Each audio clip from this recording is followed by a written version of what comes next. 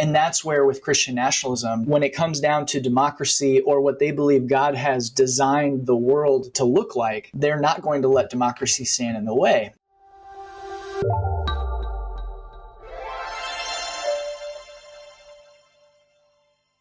Welcome to The Stakes. I'm Brad Rourke with the Charles F. Kettering Foundation. We're a nonprofit, nonpartisan operating foundation that focuses on advancing and defending inclusive democracy. Today, I'm talking to Charles F. Kettering Foundation Research Fellow and Professor of Sociology at Indiana University in Indianapolis, Andrew L. Whitehead, along with New America Senior Fellow, co-founder of the All-American, and former NARAL Pro-Choice America President Ilyse Hogue. Andrew, Ilyse, thanks for being here. Glad to be here. Great to see you, Brad. Today on The Stakes, we're looking directly at the nexus between Christian nationalism and the policies that are reshaping the country. What are we really talking about when we use the term Christian nationalism? How's it different from being Christian or from patriotism? Yeah, that's a great question. And it's one that is increasingly important because there are folks who want to try and redefine Christian nationalism to mean just that. Right? They'll say, well, we just love the U.S. and we're patriotic and we love Jesus. And they say that's all that it is. But in reality, the definition of Christian nationalism that we see in the social scientific research is a desire to see a very particular expression of Christianity privileged in the public sphere, infused with our national identity, our public policies, who can belong and really participate in American democracy. And the key to that definition is the particular expression of Christianity, because it isn't all expressions. And so the Christianity of Christian nationalism really also includes a comfort with authoritarian social control, a desire to order society according to very particular rules and have strong rulers that take control. They desire a very traditionalist social hierarchy with certain people at the top, others in the middle, and others at the bottom.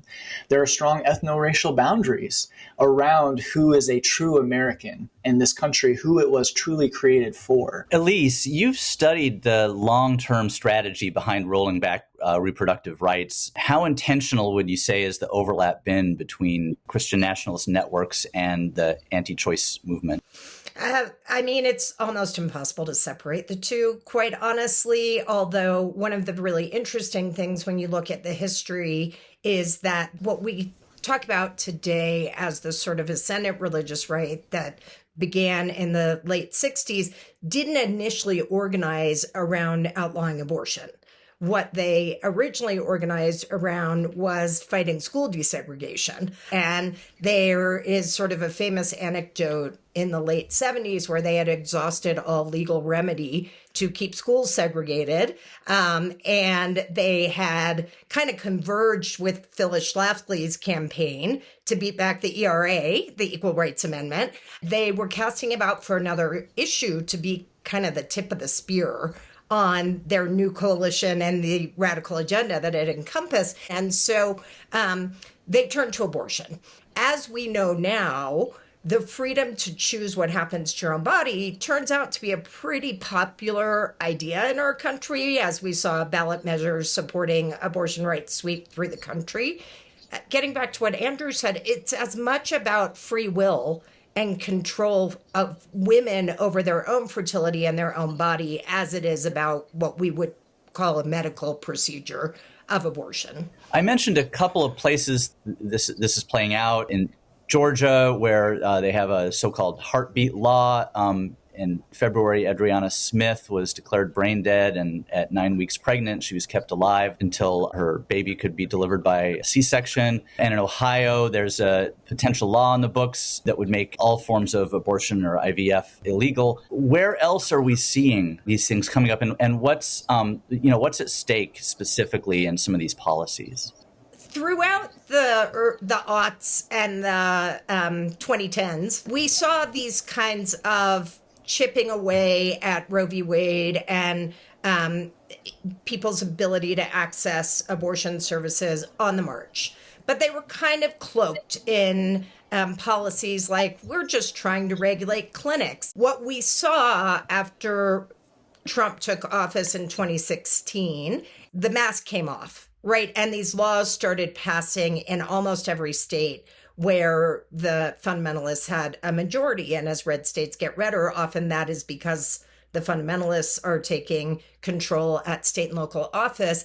And we started seeing just outright abortion bans, the introduction of fetal personhood into law, which essentially mandates that the minute a sperm meets an egg, that cellular component has rights, and often rights that supersede the rights of the woman who is carrying it.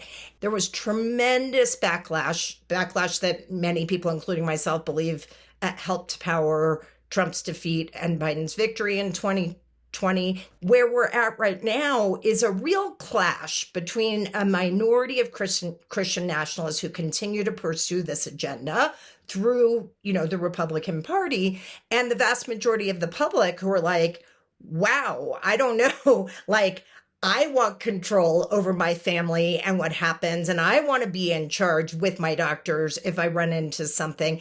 The more that the minority comes into conflict with the majority, the more they have to use the power of the authoritarian state to pursue their agenda. The Southern Baptist Convention had their national meeting in Indianapolis 2 summers ago, and they were talking about the fall of Roe v. Wade, which had just happened. And on this panel of speakers, they made very clear that the game is not over, right? They got a first down essentially, but they want to keep going and get a touchdown. And to them, that idea included outlawing IVF. Not just Roe v. Wade going away, but ensuring that no states can allow for abortion. These folks obviously have very particular views on whether IVF or abortion should be allowed or not. In a democracy, they have the right to hold those views, right, and to organize around those. But what we're going to see more and more is the setting aside of democracy in order to ensure that their viewpoint comes to the fore. And that's where with Christian nationalism, when it comes down to democracy or what they believe God has designed the world to look like, they're not going to let democracy stand in the way. Are there some specific states or other specific states where you feel like you're seeing it being like really a laboratory of Christian nationalist policy where we have reason for specific and extreme concern? I would actually say that it is widespread. I think the real kind of game is at that federal level where we know in Indiana things are taking place here that have happened in other states. So it's kind of these networks, almost like copy and paste the playbook, right? And so, hey, this worked here, now do it there. But as we look at the federal level, that's, again, where a lot of this is going to take place, that it doesn't matter if you're in a quote unquote red state or blue state. These types of moves are going to be made no matter what the state itself would like to see happen. I always point to Texas. It's my home state. One of the bills that really caught our attention several years ago is what we call the vigilante bill, which actually gave people power to tell on their neighbors who were getting abortions against state law. And I think that's really important because an authoritarian strategy is to turn neighbor against neighbor and to sort of deputize true believers against sort of people who are more likely to not want to adhere to the laws. And we're not going to see right now a federalization of those kinds of laws. They're just simply too unpopular. So they were trying to pivot off of it to issues that are actually still in the framework, the worldview of Christian nationalisms like trans scapegoating. And so I think what we will see before we see a legislative ban on abortion is any more measures on reproductive freedom actually going through the Supreme Court.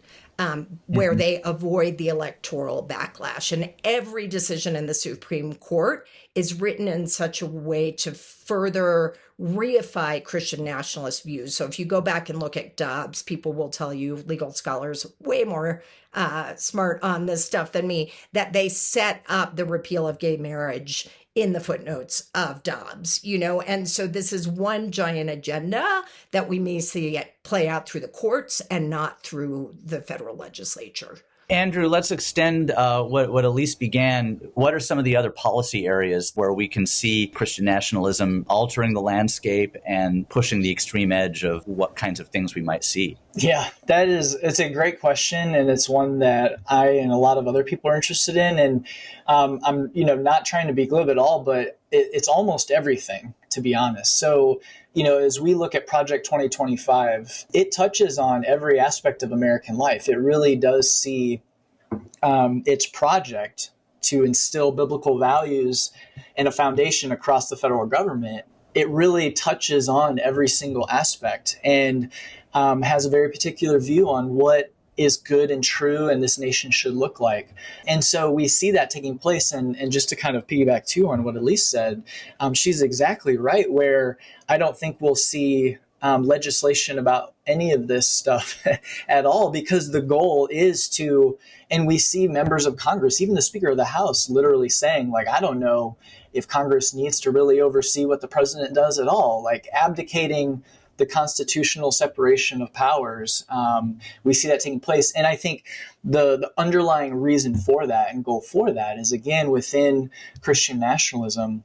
So I think there's going to be a lot more conversations that we all need to have about not only reproduction and marriage and the family, but also disability rights, gender and sexuality, race and ethnicity, immigration. All those things are really wrapped up within this broader political theological ideology. And if this is playing out in a realm where there's not a lot of levers for people to push on, so it's not in legislative, what is it that people who are concerned about this can be doing right now? Yeah, that's the other $1 million question. Honestly, I'll say, on the Kettering Foundation blog, there was a post a couple weeks ago about 10 things you can do if you're feeling worried. And that has been so useful to me, and I've passed that along to other people because it really does highlight things that we can do in this moment. Find a mutual aid group or find a group that's trying to solve a problem and get involved there. Team up together with people and go to a local meeting. And some of that helps us as individuals to see that we're not alone, that it isn't just kind of these voices on the polar ends. Another great thing to think about too is taking time out, right? Just to rest, because there is so much happening. It can burn us out. So taking time to rest and then finding what you can do again. I think those are key. I think Andrew's points are really well taken, because authoritarians thrive on making people believe that civic participation doesn't matter. So why expend the energy? So the most basic thing is anything, right? But the other thing is almost the most democratic thing we can do is ask questions and demand answers of those who represent us. And we do still live in a place where elections matter. So that sort of demanding accountability, going to the voting booth, talking to your friends really, really matter. I think I want to end on something that, All American, my communications hub for American Futures, which is our organization, produced an anthology for bold new visions of liberal democracy. And we were really, really privileged to have the president of the Kettering Foundation, Sharon Davies, contribute a piece. And we had a scholar from Johns Hopkins named Scott Warren contribute a piece. And his piece was really about making the presidency matter less. And I thought that really provoked a thought for me. So we have an authoritarian force that's thriving on aggregating and solidifying executive power and making states matter less and making Congress matter less and making local elected matter less. And therefore, I think about, like, how do we devolve power back to the states, back to local places? But you have to couple that with a desire for people who share universal values to run for and win office. So that's the twofer that I think really matters in the long term. Andrew Whitehead, Ilyse Hogue, thank you for being with us today. Thank you, Brad.